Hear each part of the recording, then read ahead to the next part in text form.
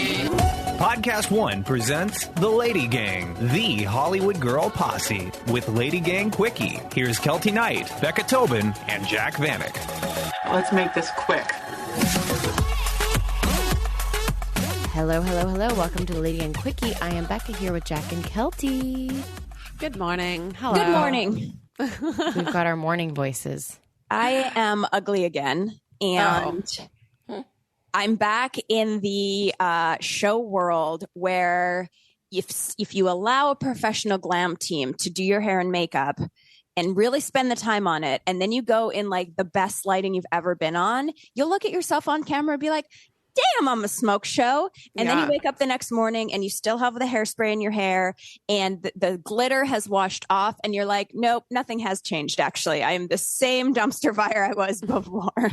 Did you have great. something yesterday? I had my first rehearsal on set and I just need to bless baby Jesus that this is the best lighting I've ever had in my life. Really? It's so beautiful.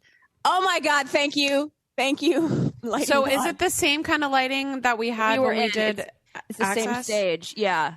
Oh my gosh. Yeah. That lighting was amazing. I felt so disgusting that day. And then when we saw the videos from it, I was like, oh, okay. Oh, wow. Yeah. It was awesome. How did it go? How did the rehearsal go? It was super cool. It was like the nicest people.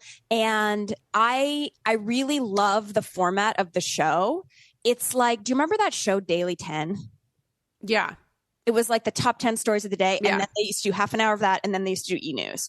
So this is like a mashup of the two. So the whole first part of the show is just the 10 stories of the day. So it's basically like what you missed online or whatever. You know what I mean? It's like JLo was on Vogue, blah, blah, blah, blah, blah. And it's just like these quick things, but without big stories behind them. So it just moves so fast. It's kind of just like headlines. It was so cute. It was really cute. Yeah. I was really excited. I'm glad you're having a good time.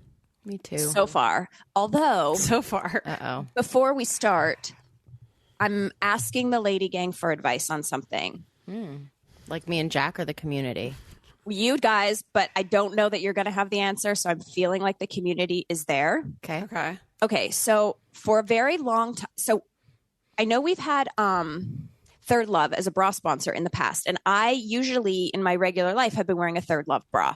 I now need to do a TV bra, which is a little more intense. You know what I mean? Like I'm not full water. It's bra, not about guys. comfort. It's not about comfort. Well, we did have a little bit of this conversation in Denver before our show, and we did bring up the concept of maybe bringing in a water bra. You know, like I think as a society, we might need to bring it back, and you should be the spokesperson to do it. Yes. So here's my issue, and I want to know if anyone has an expertise in this. So for as long as I can remember, a 34A, which is the right cup size, is too tight here. And it makes it so that the cup starts over my nipple. I need like the width. I have very wide set, small breasts. Doesn't that mean you're a 36 then? Could I The try band around the band around your rib cage is the measurement. That's where they take it. Then I feel like the cup gets bigger. I don't know. It shouldn't. The cup should just be. I mean, I'm not an expert. I think it does though. Because I think like a 34A and a 32B have the same cup. Like I think the cup does. That's what I'm saying is that they messed with it somewhere along the way because technically what I need is a 36A. But when you put a 36A on, the bad boys are too big. So I have been wearing a 34B. You need a 36 double A. I don't even know if that exists, but that's what you need. That's so rude. It's like what a man would wear. I know. A 36 double A? I don't even know if it exists. But what I need is a 36 double A with a one cup enhancer because just my boob is not enough for television. I need a pad. And I would prefer to just be able to throw on this magical bra, have a little bit of push up under, I just need the top of my boob can be my own, but I need a little under boob. And I would like to just a demi bra. And I would like to put it on without having to then stick a cutlet in. because that's just a lot to wear all day. Have you Googled wide set bras? I bet they exist. Like everything exists. Bras these days. for wide set titties. Small tits. Small. But the other thing I need, and this is where it gets super dark, is that I need it to be smooth like a t-shirt bra because I'm wearing it on television. So it can't have. Maybe Third Love, you should do your own collaboration with them and you can design the TV bra. The TV bra. Wait, I'm having deja vu. I feel like we've talked about this before. We have. Okay. We have. have? Yes. I'm not crazy. You should. I do like the idea that I think you'd sell maybe one of them to yourself. One of one. No, I think there are a lot of women out there who still like to add in a little bit of oomph, a little add to their cup size, but still want it to be comfortable and look good under thin clothing. I don't think. And what's great about Third Love is it doesn't give you the like back rolls. Like they have such good like design. Yeah. Kelty, I think you could do this, and I think you could sell a lot of bras. Well, in my prior TV life, I wore the Bombshell, which was the add 2 cup Victoria's Secret. Yeah. And That bums me out. That would truly protect me from missile fire. I mean, there was so much padding on the front of this. It's basically a bulletproof vest. Like I could fall into a lake and alligators could eat my tits and they wouldn't even get close. Wow. You know what I mean? My tits. And I put it on, like I pulled it out of my on-set clothes box that has been how does put it away in look? the attic. And I was like, this is fucking ridiculous. And people notice because, I mean, creeps notice, but on Instagram, they'd be like, why are you so flat chested in your life and then have such big tits when you're on the show? And I was like, tits. Anyway, Tits. this is not about my boobs. I'm just letting you know that this is a problem I'm having. If anyone has now that I'm back into, I have to wear a bra. I literally didn't have a bra to bring to set. I was like, I haven't worn a real bra in a long time. Oh, that's gonna suck. I don't have one of those either. And so when I'm doing any kind of like any time we do press, I'm like, I have my Third Love bras, which are wonderful, but like, that's not TV. That is not a TV bra. It's not a TV. You know, I bra. don't have a bra. Jack's like, I just started wearing a nipple cover. So She doesn't even do that. My one pair of nipple covers is now gone because I gave them to Becca. I gifted my like 5-year-old nipple covers to Becca. Yeah. And I wore first them. of all, that was a rarity. Like, it was not okay. What? Jack was like, I have nipple covers I can bring you. The condition of this nipple cover, I mean, Becca was desperate, so she put it on. Yeah. I I did. warned Becca. I was like, I literally said, they're really old. I just want to let you know. She And did. she's like, I don't care. I was like, all right. Do you remember those sticky hands from the 90s? You used to get them and you'd like stick them against things and pull them back. No. And then like everywhere Yes. there was sticky has like hair and dirt and like Yes. anger on No, it. it had the residue that a Oh sticky my hand would God. have. For sure. No, because it's like, you know, I think you're supposed to wet them and then you can reuse them or whatever. Because they're not a one-time use. Is that You're what you supposed do? to wet them? I don't know. We know nothing about tits. I don't know anything about tits.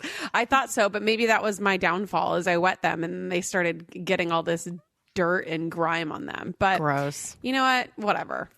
I don't Gross. need them anymore. They're yours. My Christmas They're gift in to a you. garbage can. I'm so Yeah, sorry. I stuck them on her face in the hotel when we were It drunk. was- Rude. yeah. Well, welcome back to the Burn Book. We are so excited to be back. You guys loved this episode, and so I have the book here. And surprisingly, we didn't get through much of the Burn Book, so we're getting through it again. We're gonna finish our firsts today. And clearly, I'm a 40-year-old woman who's trying to find my first bra, and this is classic Kelty. All right, here we go. First record or CD bought? Ooh. I know. Well, I know mine. Okay. It was a tape. So showing our age. But the first tape that I ever bought was Ace of Base. The Sign. Yeah. Yes. Yes. And I stand by that purchase. Becca. I don't remember my first tape purchase, but I remember my first memory of a tape Okay. and using it. I got a karaoke machine when I was really little, and I used to sing Bonnie Raitt, Let's Give 'Em Something to Talk About. Let's give 'em something to talk about. That does like a not surprise 6-year-old. me. I feel like that like makes total sense for you. Yep. It's Ginger Bell. It's Ginger Bell. It's Ginger Bell. Then my first CD was Usher and Mace. I did both of them with the explicit, like Yeah. the appropriate for my age. And Usher, I still hold a candle for Usher. I just love him so much. Same. I was getting my nails done yesterday or a couple days ago, and in the nail place was like a Netflix like old movie playing, but it was like one of those like it was that Kevin Hart movie based on the Steve Harvey book, Think Like a Man, like Live Like a Lady or whatever. And like the whole thing is just like R&B sex music because they're all like trying to date. And it was like so many Usher like da da da da turn off the lights. And I was like, God damn, this Sexual. is song. He made some sexy tunes. Speaking of sexual tunes, mine was a cassette single. You know when you could just buy one song on a tape? Yeah. That's the Way Love Goes, Janet Jackson. Ooh, that is not surprising either. That's not, it was a time. It was a time. I remember that on one of my birthdays, my dad brought me home a I wish I kept that. That would be iconic now. A baby pink boombox, tiny, tiny, tiny. And I had the Janet Jackson tape and I had the Tiffany tape. And each one was a single. And I would take it to the basement and I would pretend I was in music videos and I would like dance around the basement. And my parents had this like, they're so cool, this giant like poster framed of the Beatles. And I used it as a mirror because I could see myself in the reflection. Oh my God. Speaking of the explicit like thing that you're talking about, Becca, my first CDs that I bought, I remember I bought like 2 and it was Save Ferris and Green Day Nimrod. And I remember listening to Nimrod in the back of my parents' car in my own like little CD player. And I was such a little goody two-shoes prude when I was younger. When it would like say a cuss word, I would like shake the CD so it would skip, so I didn't have to like listen to the cuss word on it. Did you think like God was watching? Why? Probably, yeah. God is it was when I was going to church. us. That's why. So I think I was just trying to be a good Christian. That is Look at you now. incredible. Look at me now, you know. All right, so it's the holiday season. We all need a little extra energy. We're kind of stressed. We're pulled in a zillion different directions, and that's why we love Spark from Advocare. It's a great-tasting energy drink mix that's sugar-free and powered by 20 vitamins, nutrients, and minerals. With an effective amount of caffeine for an energy boost, B vitamins to support your body's natural ability to make and sustain its own energy, and neuroactive ingredients to help keep you focused and alert, Spark is the perfect solution for your everyday energy needs. I love the mandarin orange flavor. It's so easy when you're just like walking out of the house or doing your life to just pour a pack in your water bottle and take it on the road. It's really amazing, and I like to take mine around like noon. I always have my coffee in the morning, and then I have like this drink, and it kind of takes me out of the afternoon slump. There's 10 permanent flavors and then a bunch of limited edition flavors. It's really great. So you can find your flavor of Spark and discover more products for all your health and wellness solutions at advocare.com/lady. That's advocare.com/lady. Get 15% off your first order at advocare.com/lady today. The Lady Gang. Okay, first car. My first car was an Infiniti G20, I think, or something. It was silver. Oh, I have to look up the model of mine. Hold on, give me a second. My first car was driving for a year, was driving my mom's cherry colored minivan that had the fake wood paneling on the side. Oh, hell yeah. Oh my God. I remember now, this is funny. I remember when I got my driver's license, I was so excited to drive that my mom would just send me on errands because I just wanted to like drive. Yeah. Now you can pay me enough to drive. No. I'll Instacart anything. Don't make me drive. I hate it so much. But then so funny. A couple years later, because you can get your I got my license at 16. Yeah. So, I guess it wasn't my birthday. My dad does this thing. He still fucking does it. I'm surprised I even have a real car. Since he was a mechanic, he would buy the bodies of cars for $100, and then he would buy all the pieces for like $20, and he would build me a new engine, and he'd put together a car for me. That's incredible. I would do that now. I know, dude. Will he put me together a Bronco? I'm not sure. Probably not at this point, and also the cars were really shitty that he put together. I mean, I'm sure he could. Let's ask him. Ken. I would do anything. I would do anything to have an old refurbished Bronco. I had a little white Corsica that he put together, and it had like some other engine. And I had a big sticker that said Diva, and it was across the back. Shut your mouth. Did in high Oh my school. God. Yes. Diva Mobile. Like from Tilly's, all those like glittery stickers. Yeah. And then when I left to go on the cruise ship, my dad sold the car to my best friend Katie for $100. And she swear to God, she drove it for a decade. Swear to God. Wow, that is impressive. I Yeah, the believe Diva it. sticker and then an Ani DeFranco sticker. Oh my God. Damn. So 90s. Becca, did you So figure it out? nostalgic. Yes. So my dad was a car snob. He's races cars. She had a that's Lexus. no, that's his hobby. He's like obsessed. Yeah. And he's also an attorney that does medical malpractice, where basically all he's doing is dealing with like families whose kids were murdered or died in vehicle accidents. Oh, God. So my sister and I both. lighthearted. I know, but my sister and I both, because of this reason, had great cars. So I drove, it was obviously old and like used, but it was the Mercedes C230 sedan. It was like this big ass, like grandma sedan. Amazing. It was black. And I remember I was just like, I loved it so much. I can't believe you had a Mercedes as your Yeah. first fucking car. Yeah. I mean, I had my a dad. Mercedes in high school too. You did? Which is funny. Like my parents are like they live. They don't seem like Mercedes people. No, like, and my mom literally only shops at TJ Maxx. Like that is the only place she shops is TJ Maxx. But my parents have always had nice cars. Like they drive BMWs, and I had a Mercedes and an Infiniti in high school. But like everything else is very bare bones. Yeah. Well, if you get an old enough Mercedes, it's No, like it's the true. same price as like a brand new, Jeep or whatever. So Yeah. yeah, that was it.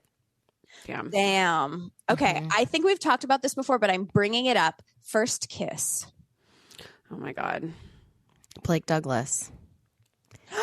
From Denver? No, that was a high school boyfriend. Blake Douglas was the boy that like we were like soulmates and we thought we were going to be married, and we were both hopeless romantics. How old are And you? I think I was in 5th grade. No, that's young. It's like 10 or Fifth 11. graders should not be kissing. Yeah, I mean, it wasn't like a real kiss. It was like a, Yeah. I think it. Yeah, I mean, I I can't. I had my first kiss in 6th grade. No, I didn't. Maybe. I was definitely kissing in in middle school for I was sure. kissing in middle school for sure. Yeah. I mean, nothing else. Like, I didn't actually do any heavy petting until sophomore year of high Petting school. is such a gross word. Yeah. I hate it. That was, yeah. Mine, I probably talked about this before. I was 16 years old. I was in Utah, Salt Lake City. We were on a school trip. Well, it wasn't a school trip. It was called SWAT, Summer Winter Action Tours. It was like, That's it was so weird. It was like weird name. not a school thing, but like so many you going kids to from our high SWAT school this went. weekend? Dude, SWAT was where it was f***ing up. It was so fun because it was like the only time that all of these high school kids could kind of leave their parents' house and everybody just partied and like literally partied. So we're in Salt Lake City. It was like the first night that I was there. We were in our hotel room. And there's this guy across the hall. He was not part of the trip. He was in his 20s. And somehow him and I started talking, and he ended up coming in our room because he was like, I'm trying to hide from my girlfriend. She's mad at me, like blah, blah, blah, blah. Like, can I come hide in your room? Comes and hides in my room. And I remember sitting on the ground in the dark while we were trying to look underneath the door where his girlfriend was. And he made out with me. Is this the creep that left the lipstick And then left message? the lips, and then left his phone number on the mirror in lipstick. And he was bringing us alcohol. And it's like, in the moment that was great. Romantic and cool. Looking back on it, It's not pretty okay. and creepy. You better believe I'm going to tell stories to Ford about just all the men that go to jail for acts like that. Like, I'm going to scare him in straight. Oh, I'm going to be like, you better ask for someone's identification. Yes. Once you turn 18, I want you to take a picture and send it to me. Oh, I yeah. will prove it. No. It's Yes. terrifying. It's so scary to be out there. Yeah. So, anyways. I had my first kiss on a skate date. It was really exciting. Skate date. It's very Canadian. I just listened to Wayne Gretzky's interview on Smartless, and I just love him so much. And it just reminded me of skate dates because he's an all-star hockey player. Oh, Wayne is amazing. And, he married Janet, and she was a ballerina. And I always thought I was going to be the next Janet Gretzky, but Yeah. like better than Janet. I have She's my own beautiful. career. She still She's looks fucking insane. incredible. Okay, last thing. First concert. Ooh. Reba McEntire. Let's give them something to That's talk. Bonnie Raitt, bitch. But there's a theme. There's a theme. Same kind of thing. Redheads who sing about love. Who belt? Yes. Redheads with bangs. Oh my God. Bangs. Yeah, Reba. My first real concert was NSYNC and Mandy Moore when I was Amazing. I think 15, or no, way younger than that. But my first concert that changed my life and made me emo was this band called Sugar Cult and Finch, and they played. Oh, I remember Sugar Cult. Oh my God, I made What was out their- with that guy too. What was their single? Their breakout. Oh my God. Well, they had a song called Stuck in America, and then a song called Pretty Girl, and then, oh my God, what was the one that was on Van Wilder? There was all these songs on Van Wilder. I don't know. Someone is screaming in their car right now. I was in love with their singer, but obviously. And they played at the Irvine Spectrum, which was the local mall in where my parents were from, in the parking lot. And I was in the front row, on the barricade, and I'm like, oh, this is where I'm meant to be. and I remember my fucking outfit. Mm-hmm. I wore a mini jean skirt, a white button up, and a tie, like an Avril Lavigne vibe. Mini jeans. It was cute. And I think I'm bringing back the tie. I think I'm going to start wearing ties and button ups. There's actually this really adorable blouse with a tie that I tried to get for New York Press. It's that Jacques Mois or whatever. Or whatever. It's from Net-a-Porter. I tried to buy it too. Yeah, and it's Is that impossible how you pronounce that? I have no idea. I don't know, but I hunted them down. I DM'd them. I was obsessed. I think the tie is coming back. I know. Is it beige? It's white. Yeah, it's an off-white. It's a button down with the tie built in, and it's kind of cropped. It's boxy crop. Oh, you know what? I think I'm almost positive that Haley from Paramore wore that, and that's the shirt that I saw that I'm like, I need to start wearing ties, because it was all the same beige color. Yeah. Oh, it's chic. Yes, ties are coming back. My first concert was New Kids on the Block, and I really thought Donnie Wahlberg was going to be my boyfriend. And because I wore my leopard print leggings and matching sweater that was bottom half leopard print, top half black fringe. Okay. Oh, yeah. And I was up in the fucking cheap nose ass bleed seats. And I remember, this is so funny. I remember that Katie, my best friend, got tickets too, but her tickets were behind the stage, when they would open, and they were really shitty seats. My seats were shitty, but hers were the shittiest. But it's if you didn't go to the New Kids on the Block concert, who were you? And I remember feeling oh, poor Katie, she has to sit behind New Kids on the Block, but I'm a little bit better than her because I'm in the nosebleeds facing forward. And then I was the things that we care about in third grade are so. Where did they trivial. play? What city did they come to? Well, they play in Edmonton. So then you Okay. drive in and do the hockey arena. Wow. It was amazing. Anyway, I love them so much. Okay. On that note. Wait, these are fun. We should continue to do the burn book questions. Okay, well, good, because we've only done half of page 4 and there's about 700 more fucking pages. So I appreciate I your like love it. It's fun of content. this show is. I know you're excited to get to stuff I want to pass on to my children. Just kidding. We'll skip that. Okay. I love you guys. Oh, and they also made a time capsule. We should do a time capsule and then open it in a year on the podcast. A We're year going to do that with the short. manifest. Okay. Life's too short. Okay. Bye. Bye. We No. weren't here for a good time. We were here Here for for a long time. long time. Nope. That's not right. Close. Thanks for listening. The Lady Gang is produced by Alex Ingber, Steve Delameter, and Jared Monaco. Make sure you subscribe, rate, and review our podcast. And if you love it, share it with your friends on social media. Like, oh my God, I just listened to Lady Gang. This episode's so great. Swipe up to listen. And if you really want to, which we know you do, please follow us on social. At Kelty, at Becca, at Jack Vanek, and at The Lady Gang. Sign up for our newsletter at theladygang.com and join our secret Facebook group. It's super fun. See you next Tuesday.